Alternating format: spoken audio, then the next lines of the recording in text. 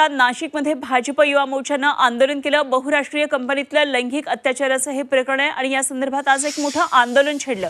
बहुराष्ट्रीय कंपनीमध्ये धर्मांतराचा आरोप करण्यात आलेला आहे, तर भाजप युवा मोर्चानं मोठं आंदोलन केलं। कंपनीच्या बाहेर भाजप युवा मोर्चानं हे आंदोलन केलं। नोकरीचं आमिष लावतो म्हणून महिलांवर छळ करायचा, हिंदू महिलांवर अत्याचार करायचे, हा प्रकार नाशिकमधला अतिशय गंभीर आहे। या प्रकरणाची दखल पोलिसांनी घेतली, राज्य सरकारने देखील घेतली आहे। महाराष्ट्रामध्ये आपण याआधी बघितलं, लँड जिहाद सुरू होत होता, लव जिहाद सुरू होता, होट जिहाद सुरू होता, परंतु यापुढे अशा पद्धतीनं लव जिहाद करणं किंवा महाराष्ट्रात धर्माच्या नावानं जबरदस्तीनं बळजबरीनं धर्मांतर करणं हे सहन केलं जाणार नाही।